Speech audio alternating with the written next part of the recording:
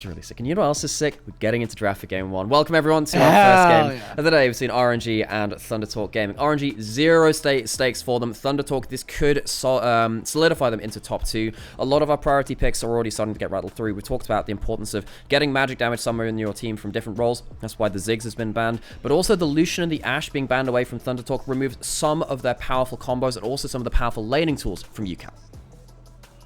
Yeah, and with that Zyra getting taken away by RNG, it feels like we're really cutting out these magic damage dealers, and of course that Lilia going too. I mean, it almost feels like you're kind of priced into picking your magic damage early, like this Rumble here. Exactly. TT is going to be able to respond to that pretty easily. Yeah, so Rumble's been nerfed on this patch. We are onto 14-14 now, but it's still powerful. So Juice is going to pick that one up. We'll see what Hoya wants to go towards it in that top side. We have occasionally seen stuff like the Twisted Fate with the cannon into it to play carry into carry, but Cassante can also do fine at kind of bracing towards those team fights. TT, they will pick themselves up some of their own carries at this point. 1xN has been a magnificent Ezreal player. UCal potentially going towards something like a Zeri later into the draft you can be important. But of course, with the Ashe off the table, Ashe Braum is also not there to counter the Leona, which is easy lock-in towards Feather, who has been a very important teamfight menace for TT.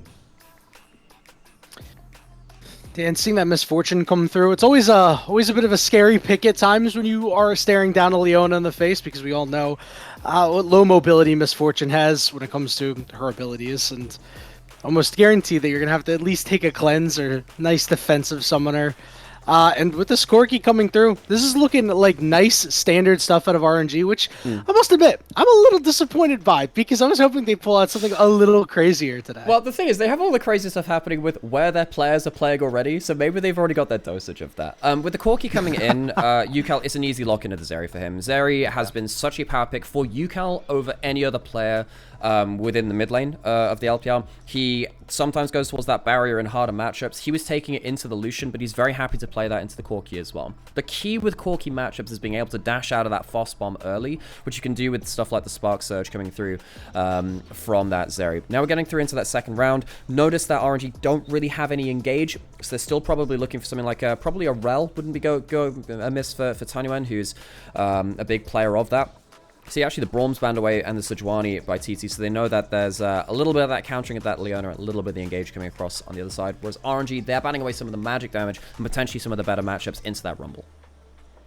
And one thing we could see from RNG is potentially Nautilus as well. You want that nice point and click to try to deal with UCal, keep him down a little bit. Everybody has always seen it to be as a problem when you don't have that point and click CC to deal with Azeri. And then, of course, TT, want to see them pick up their magic damage. I'm honestly not quite sure where it's going to come from, but it's going to have to be out of the jungle at this point if they want to go into it. So, you know, maybe Karthus? Karthus is probably what Maokai's gone. Yeah, Karthus is what I'm thinking of. The Nara is an easy enough pick into the Rumble. Nara's been really coming back to prominence because it feels like it just does a jack of all trades for everything right now. It's going to do fine into the nerfed Rumble. I think before the nerfs, I would have said you're trolling if you're picking this, but it's a lot better. We've also seen bits of Aatrox around the place. RNG still looking for their engage, probably looking towards that Alistair. That's a very nice one there. I'm kind of surprised they don't go towards that Rel. It's much better for playing around the Misfortune combo, kind of dragging people together and kind of sticking them into that play. And Geju going towards his last pick in the jungle could potentially look for his own lock away of something in there, and he locks in the Graves. Now, Geju is one of the rare few Graves players in the LPL. It's him, it's Griffith, also known as GLFS, and sometimes Milky Way plays that as well. So that's going to be locked in as an extra damage source. Very long-range damage coming in from RNG, but very squishy and relying on Tanyuan to have very good engage to set up for things. Beidra on the other side does bring some magic damage in, and he goes towards the Nidalee. Now, Nidalee, very, very aggressive. Not that much setup around the map, though, so tentatively, we've been handing out, this happens with the Renekton as well, but worldwide, I think it's much more of a recognized thing. The Nidalee pass, you must be this good to play Nidalee to justify the pick. Beidrou's going to lock this in. It is against a struggling RNG, but Geju is a solo Q menace, and he has played this Graves on stage before, and this will give a lot of burst damage. If Beidrouan could get into his jungle and shut down this Graves early, that could be a very big power point for TT. I think they have themselves a stable set of carries, and they have probably easier engage with the Solar Flare, but on the other side, huge amounts of one-born damage coming from RNG if they can set it up. The setup is hard, but both teams have a lot of damage to bring to bear.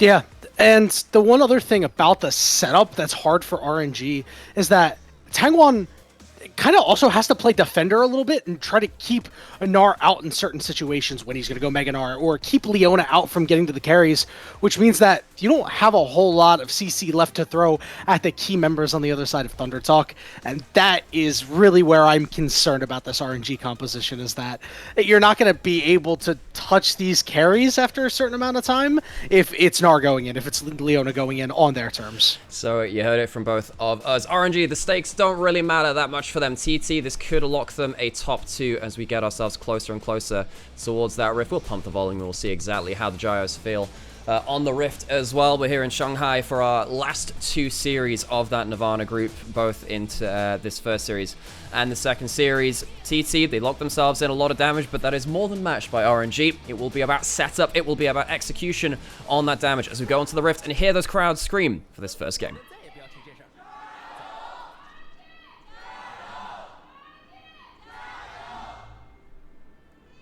I always love that, man. It's so great. It gets me so amped up.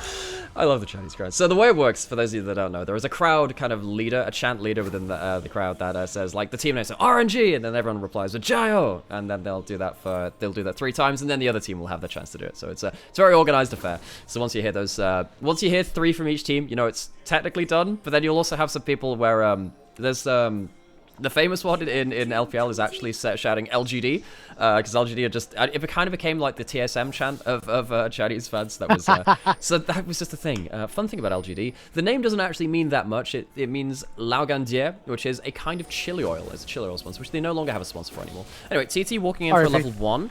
Beichuan looking to get aggressive early and just force Gerju away from his first camp. Yeah, it's great stuff. Exactly what you want to do to set this Graves behind. And there's not much the bot lane of RNG can do, except for a flash knockup on top of Beichuan, who is ignited, and he does go down. It's first blood over to Huan Feng. They do get a trade of kills back, and that means a lot of flashes are going to get burnt, and Feather has no flash left to burn. So 2 kills for Huan Feng is fantastic for RNG. But Vodafone gets away with an absolute miracle early game. TT, they try and go for the early invade. They try and get Beichuan onto the board early, and they absolutely mess it up. They try and get themselves this Nidalee into a point of power, and RNG immediately slap back. Lane dominance from MF is the name of the game, and you're already getting yourself onto the board very, very early. I guess the saving grace for TT is that he hasn't gone back for his items just yet. But this is a disaster start for TT and for Beichuan, who, on this Nidalee, needs to get stuff going early, and that's not going to happen now. So now TT, sadly for what X said, his 100th game with the LPL starts very poorly for him. Oh, that's a tough life. And there's Ignite in the top lane and a flash auto forward. He's not able to out heal the potion juice with a solo kill. The pressure is getting to TT right now, man. And Yanni, buddy, I hope you're enjoying your first game of LPL here, because we've started off always a banger. With 4 kills in under 3 minutes. God, I love these teams. TT, this game means so much for them at RNG, it matters so little. They are currently the worst positioned team within the LPL. They would need to 2-0 to get themselves off the bottom rung of the standings, but that also means they have 0 pressure on them. Juice, he has been, of course, he replaced ZDZ earlier in the year, and the bot lane as well from RNG. Well, the whole team has changed at this point. RNG, they're coming out really, really strong. Where are the gold leads leading to? Of course, in that bot lane, it's huge, but, you know, Juice, even on the nerfed Rumble, in an isolated situation, gets that kill with the Ignite early on, cools eyes don't look at explosions, and Hoya, who has had better laning phases recently, falls down very, very quickly. TT, this is the worst possible start. Yeah, and not only that, it's your range champion into melee champion. That's also an extra feels bad. You always get some satisfaction as a top laner when you are able to get a kill there, and I think what's super concerning is that you know, you can't really stop the Huan Feng train right now because he has both of his summoners up. So you could make a move to try to deal with Juice, but again, because there's not a whole lot of CC when you come up top, unless Hoya goes into Mega Gnar, Beichuan is very limited in where he can go. That is a huge issue, and in fact, that's exactly what I was going to talk about next. So good job, you read my mind on that one, which is okay. Hey, got you, bro. Yeah, so you have the Nidalee. What does Nidalee do? Okay, she bullies you around early and tries to look for these early setup ganks. is the setup in the room with us. Hoya is going to get himself a stun there onto Juice, and he's going to try and get himself a trade back. But, you know, early Swifties on Juice is already a pain, a real pain for Hoya, because once you prop that Flame Spitter, it's really hard to start walking away. Even if you get hit by the Boomerang, the slow is much less impactful at that point because of the impact of the Swiftness boost. Now look at this, just goes over here, immediately gets himself onto him, hits himself with the E. I mean, Hoya, he is getting absolutely brutalized in this matchup. And for a player that had his debut against Bin, that is about the hardest debut you can have. But since then, I do think that Juice has been doing well at getting his own advantages. Sometimes he hasn't capitalized on them well, but the advantages have been there all the same. Can he keep it with no Flash versus Beitron, who's walking up here? There is a ward, so we should know about this, and that should be the end of this. Yeah, he is just doing his thing right now. Honestly, battle tested after, you know, having to deal with Bin, and Beitron is not able to help out as much as you'd really like your jungler to. At least Hoya is going to be able to get this wave in. But he's going to get driven off and ignited again. Never mind, bro. Never mind. Juice is just... He's going crazy right now. You know, I've heard of apple juice, I've heard of orange juice, maybe even a little bit of grapefruit juice, but I've never heard of Hoya juice before, because that's exactly what's happening in the top side. Is Hoya, he's been turned into like little lumpy bits at this point. Like, it's a 0-2 Gnar. What do you do from behind the game like this? I mean, this has been a solo advantage, and need we remind you, there is zero pressure for RNG, which is why on paper TT should be dominating this matchup. This should not be a close series. RNG are the worst team in the LPL, and TT look like one of the best teams in the Nirvana group. For this early game, with no pressure on RNG, and with all the pressure on TT for them to try and claim a top 2 spot and give themselves an easier chance in the next stage, are not having a fun time of it. Beitron's going to go towards those grubs. The Dragon was taken earlier by RNG, but honestly, the focus of this game is about this level 6 on this... Like, Juice is absolutely mauling this matchup. Oh my god, dude. Yeah, this is getting ridiculous at this point, and Hoya just can't get this wave in, and there is not any help coming, at least for a little bit, because of these grubs that are getting done. The good news is that means Hoya is able to get a first move, but since they're already done, there's nothing you can really do. So let's talk about TT. You can hang your hat on UCal right now, at least. He's farming well. Yeah, and he's on this area, which he's done a lot of work with. I also think that the big thing I'm gonna be looking for later on is RNG have enough CC to set up the first bit of the Wombo combo, because they have the Alistair combo going onto a set of targets. And if you hit enough people with the MF ult, the Rumble ult, and then the Graves ult too, that is someone dying, and it might be multiple people dying. If someone escapes, what does that mean for RNG? Because if it's UCal escaping while he has a lot of power, I don't think RNG deal very well with that, because if UCal spaces well and he doesn't get hit by something like a stray Electro Harpoon, which leads into being like a huge amount of damage, and then the slow on top of that too, I do think that UCal can solo carry this fight. There is not that much tankiness at all on RNG. And speaking of UCal, he's going to get the absolute dick move from Geju, stopping that recall there. I appreciate the mentality, I guess. Nah, you know what? I love that, mostly because any little thing that you can do to make sure that UCal is not the one who's able to run away with this game and find a way in for TT is going to pay off in spades, because it's going to take a while for UCal to actually get there. And, you know, who knows, in 5 minutes after, you know, a dragon and after more grubs after the dust settles, we could be talking about how, wow, UCal either has 0 kills, 2 deaths, or 3 kills and no deaths, and... you know, TT's back in the game somehow. The thing is, I didn't think we'd be saying that from the first, 2 minutes of the game for Wanfeng, who is potentially going to be the recipient of another play down towards bot side as well. 1xN getting himself some shots on target. 1xN, of course, has been a huge star player for TT, and while he is behind in gold, that's more a testament to Wanfeng getting lots of gold rather than 1xN not having gold in his own state as well. So if UCal and 1xN can be, once again, that double carry threat from TT, that's still something for them to be focusing on, especially when they get towards that second item state for the two of them. We don't really see ourselves in an entrance towards a fight anytime soon right now. In the next 2 minutes, we'll have those grubs up, and then if TT can get themselves towards multiple grubs, I think that's where we'll start seeing things differently. Of course, you have double teleports from TT. God, Juice is doing so much of this overheat. The swiftness boost making it so much easier to chase down, but Juice is great in this 1v1, but he doesn't have a teleport. He has that ignite, and then suddenly look at a UCal and Hoya who do have those double globals, and if they get towards 6 grubs, they're very happy about that. So that means that they can kind of play around maybe teleporting into XEZ's lane, knowing that Juice can't respond, and they can use maybe 6 grubs to take side lane advantages. We'll see whether they get them in the first place. Tinyman and Geju going into the enemy jungle. Gonna get right on top of this Leona, it's not going to do a whole lot of damage. And now potential turnaround here as the Solar Flare comes out and gets you a little stuck here.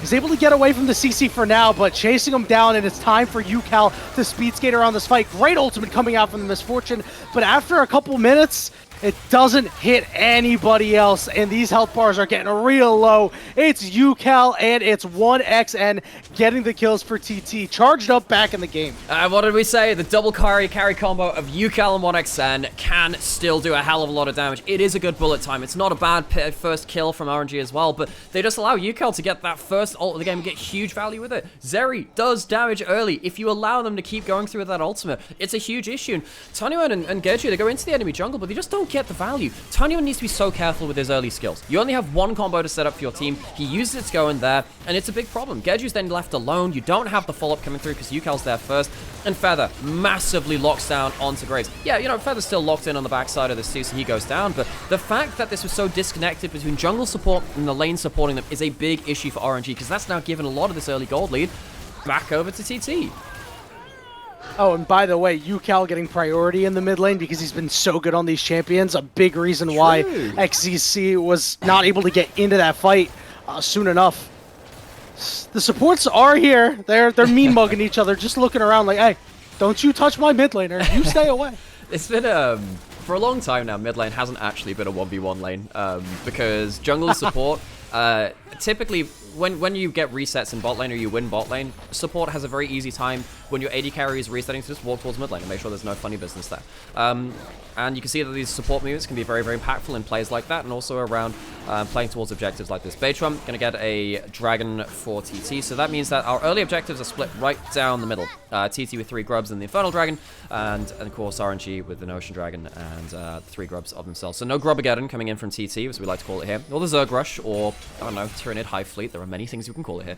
But it's still going to be, I think, given the level 1, a pretty good early game from TT. Their laning phase in top lane is still going to be a worry. I'm still worried about what happens the first time that Juice comes up to lay down the red carpet for TT in a team fight. That's going to be an issue. But considering that they're now 1,000 gold ahead, given that level 1, this is a much better start for them. And they might try to end some games here, although it doesn't look like it, as Geju does not want any part of this. They'll just take whatever chip damage on the turret they can get. And that's really the top lane difference between the summoners. Was a big reason why that fight went well for TT. Juice not having a teleport available to try and show up and help his team out. When you are missing one of your strongest members on your team, you're almost guaranteed to lose a fight. That's one of the things which really changes early game fights compared to mid game fights. Because in mid game, you just expect everyone to be there. You know, you get the, oh god, do you remember? Hang on, do you remember the Pantheon Talia bot lane that was played? Yeah, do you remember that? I want to forget. Yeah. I want to forget.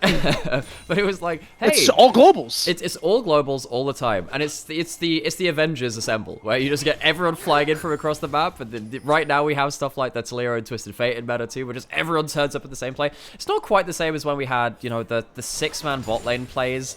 Or like 10-man, or like the 10-man bot lane plays at level 4 or level 5, just because mid laners could teleport down there as well with top laners from the very early levels. But it still feels like you just have that Avengers Assemble moment in most mid-game fights. Early games, a lot of the time you start there like, guys, I don't even have like my first base yet. I can't help you. I can't do that for you. You must do this yourself. You're going down a path I can't follow. What do you mean? You have teleport. Big knockups coming through and a flash forced out of 1XN. Great job by the RNG bot lane on the shift. That's a good play from Tanyuan. Does lose half his HP, but 1XN not having flash is more important because this Ezreal doesn't have to worry about much in team fights, especially if you have flash and E. Don't tell anyone. No one tell Noah about that. But if he has that flash, it really does make a difference. Hoy does have Mega Knight coming up. Can they burst him out? Don't think so right now. With the Merc Treads, definitely makes him a lot more safe versus Juice. Yeah, just a bit of a drive-by and a lot less value from Graves coming up to try and help out as XZC forced to flash away. On this bottom side, I mean, TT is just given so much gold over to UCal right So now. if you want to learn about LPL macro, it's slightly different here because Huanfeng's gotten such a good advantage here in the mid lane. But once we get to around about 12 minutes, you see mid lane is going towards side lanes and get gifted a load of gold. And we saw that happen with UCal. You can see that in the top lane, it was Juice and Gerju trying to get something out of this top lane turret. They don't get any plates there. You do get plates out of the bot lane. And what that means is that one of the roles which I was really worried about, this mid lane, is suddenly exploded in favor of UCal. This is with a cull on either side. It's not even with a cull differential on one side or the other. YanniCasts just gotten all that gold from the early plays, a CS lead, and then the plates and the first turret being taken over as well. And you know what happened in that bot river earlier in terms of him getting huge amounts of damage? That can happen at any moment now, because we're talking about Ezreal being hard to catch in these fights. Very similar situation, and Zeri has a absolute butt ton of gold to throw at these next fights. Yeah, just a little too good for TT ever since that jungle fight. Things have gone the RNG way, I guess we'll call it, for this split, because it has been a tough split for them, as you talked about earlier. And this is where you're starting to see the struggle of trying to set things up. I am still awaiting them to have a fight involving Juice, and it would be just the greatest tragedy of all time if by the time he shows up, it's far too late. You're already down 1,500 gold. It's not a whole lot, but it's worrisome. Would you like to know the results that RNG have had since Xiao, who has left the roster? Hang on, there might be negation. You know, we'll talk about that later. Tower's gone. Have they lost a life for it, though? Beichuan. Wanfeng taking a lot of damage, but the bullet time along with the stun, it's a lot of damage onto Ezreal. The question is, can they turn it around, as it's YuCal coming in and poking away, trying to speed skate around. Is forced to flash away. Some teleports coming in as XZZ, trying to put in as much damage as he can, but unable to take anybody else out. So YuCal comes in and cleans up, does have to blow his flash, because Tanyuan has a good couple of combos there. 1xN not having that flash really becomes up paying dividends, and YuCal now losing himself that flash too, maybe can be kind of leveraged in the future. Problem is, it wasn't leveraged right there. The tower goes down in mid lane. That is a big win from RNG. But just watch how Tanyuan's playing through this. I mean, gets himself a good combo onto Beichuan first, but it's not before the spear hits onto Wanfeng, which means that he has to flash back out. But Tanyuan, just look at his huge value. Gets himself that E-stun, and this second round of cooldowns here becomes really, really impactful afterwards. Yes, the damage is there from YuCal, but this combo here almost saves this fight, because XEZ gets a huge amount of turnaround damage. Tanyuan on this Alistar has such a disproportionate amount of burden put onto him, because if he's not having fights like this is not going to be a close game. Tanyuan needs to keep having fights like this, and maybe it'll work out a little better for them for next time. Yeah, and we talked about how if he's the one who's going in, who is going to protect the carries, and that's exactly what you saw with Wanfeng having to flash. It's just a little bit too much. They put too much burden on him that even if he's having these crazy good fights, it just might not be enough. So, just before that, I was going to ask that question of, hang on, we're going to see an ult up here. I'd really like to talk about how RNG, as soon as Xiaohu left this roster, they have had their results. So this is since the 23 spring. They ended up finishing in 7th to 8th in LPL spring. In summer, they ended up 9th to 10th. Then in 24 spring, they were 14th. And now they find themselves at the very bottom of the roster. This has been a continual downswing since RNG lost themselves that core of their dynasty. You know, it really was about Xiaohu over time, and Xiaohu moved on to Weibo. He reached the World Finals, and yes, he's had an up and down performance, but he has definitely won out on the splitting of the ways there between those two teams. The fall from grace from RNG is tragic. It's absolutely tragic. This is one of the greatest teams in all league history, and one of the greatest teams ever within the LPL. And it's sad to see them in this state. You know, they are at a point where they're 1-5 down in the losers group of the Rumble stage, in Nirvana group. They will try and rebuild for the next year and maybe try and throw an extra spanner in the wrench here for this one. But it has just been a really sad year or two for RNG, and it hasn't gotten any better. So maybe look towards another fight. Looks like everybody will be okay for right now, except for RNG, who really have they been okay the entire year. You know, the good news is they have more opportunities to find their identity going into like 2025 and beyond, because, you know, as you said, when you lose your identity, things get tough. Oh my god, the poke damage. You know, I swore I saw an LPL TikTok just like that earlier today. Yeah, the spear hits. Turns out we have a new hope here in the jungle. Obeichuan Kenobi helps with the spear out there, long range, and absolutely slaughters down Wanfeng. We do have a catch onto Feather, but he has flash and ult. He's not going to be any danger. And now TT with Herald, they're going to keep pushing for a fight. Oh, he is the danger. He wants to go back in. Equalizer out. It's just going to force YuCal to hop over the wall. And Tanyuan, unfortunately, will fall, and that means the siege is going to continue in the mid lane. The minions have been cleared out finally, but RNG just cannot stop this onslaught from TT. No, absolutely not. I really feel like every time that Tanya1 is misusing a combo or his ult, YuCal just jumps at him. YuCal just jumps at him and runs him down. This is the problem with the Zeri. So funnily enough, when Zeri came out on the LEC, I did a Zeri champion spotlight. I did that in one of the pre-shows on my very first show on the LEC back in 2022. It's a fond memory of mine. Hell yeah. And you know what? Zeri's changed a lot as a champion. One thing which hasn't is a line which I said during that, is that Zeri doesn't always do the most damage, but you can never stop her doing damage. And that was the problem right there. She just jumps and runs you down. Right here, you see a good chunk back onto him. But YuCal, so strong. 2,000 gold ahead. He is the main character. Blue Cal has come out to play, as we'll see exactly what he can do on this pick. A Super Saiyan Blue Cal. Yes, that's exactly what's happened here. Is oh, it looks like TT is itching for another fight, or at least going to try to keep this turret alive. The question is, does RNG have the palate to want to go after this? It just doesn't seem like there's going to be anything there as they continue to fall further behind in gold. And Baron up in just a couple of seconds. It's just one TT fight away from claiming it for their own. Yeah, if anyone dies in a bad enough spot now, TT are going to run over this game. And the level 1, great from RNG. Tanya, you can't use combos like that. That is so dangerous. He's in danger now. Oh, he's getting chunked out. The good news is YuCal wasn't quite there in time, but still going to force away RNG, take all that vision control in the topside jungle. This is the TT we expected to see.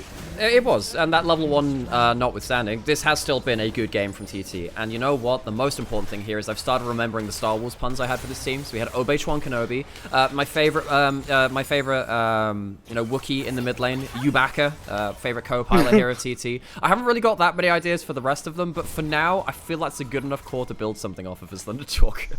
Try and go to light speed, I guess. I don't know. We'll workshop it.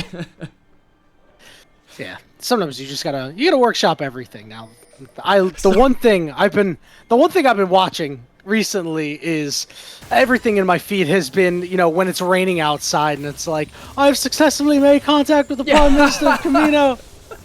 That's fantastic. TT is building a Zeri army in the mid lane. Oh, that's great. You need to have, like, the Nico and LeBlanc there as well. It's like, your clone army is very impressive. You must be very proud. Oh, that's fantastic. Oh, that's great. It's like, well, if you're seeing the clones, I mean, at least the LeBlanc clone, maybe it's not that impressive. Sure. Well, I mean, a little scary when it's getting popped. I've been deceived by those before. It depends how well you use it. There's Baytron walking up. Baytron is now really fed too, despite his terrible early game.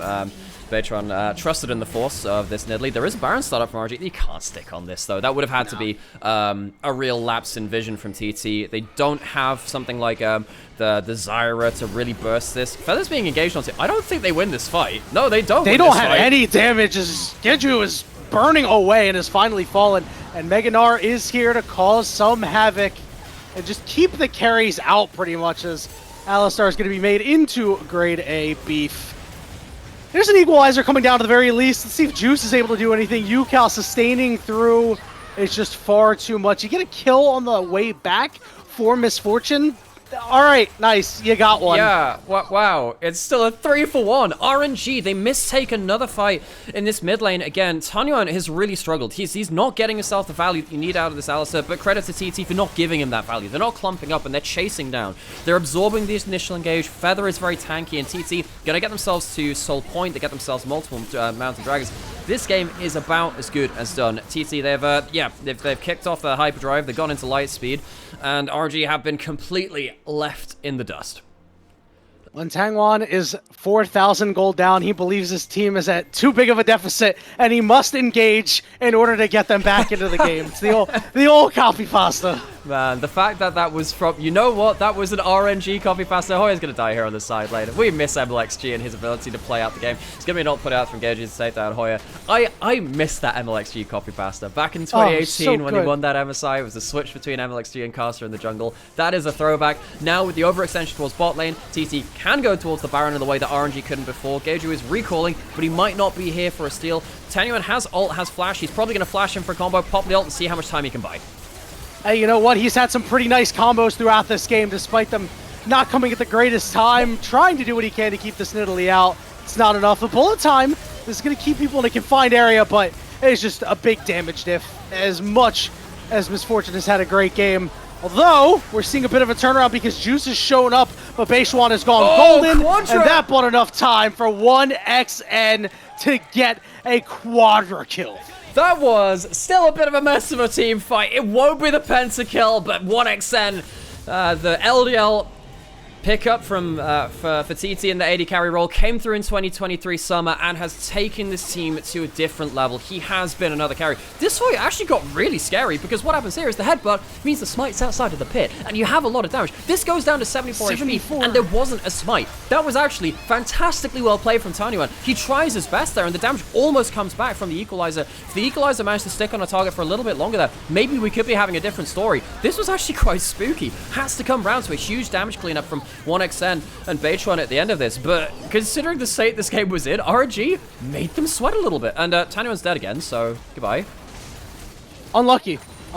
I think the worst thing is that's like one of those false hope fights, because you're like, oh, you know, Juice and Keiju came in, they cleaned up, well, they burned double flashes for that, so in this next fight, Hoya can even have an opportunity. It's like, hey, all of these guys are flashless, I'm gonna come in, serve them right up into a wall, and call it a day.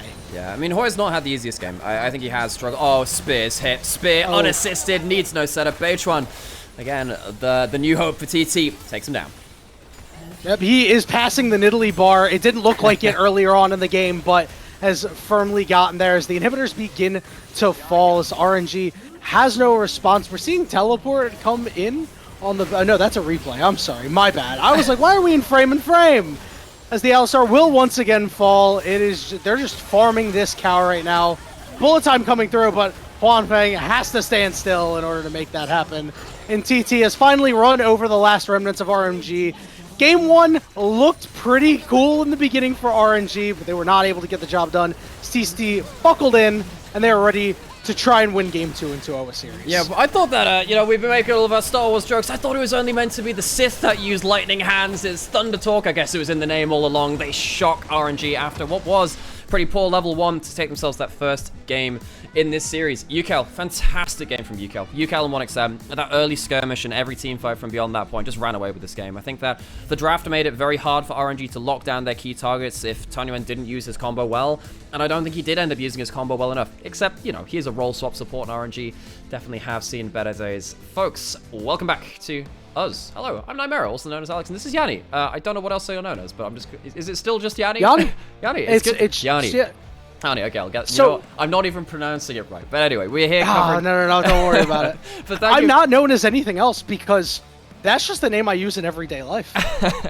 It's a good name, I like it. Folks, we are here covering LPL when it's not here, a broadcast on the official English channel. That has happened every Monday, Tuesday, and Wednesday for most of this year. We have covered something like 170 to 180 games now here on this channel, and if you're enjoying it, please drop a like, follow, subscribe, Prime, something like that. It has been a long old year, and we appreciate the support all the same. And Yanni, how did you feel about that first game coming in from here? It was bloody as hell. You enjoying yourself?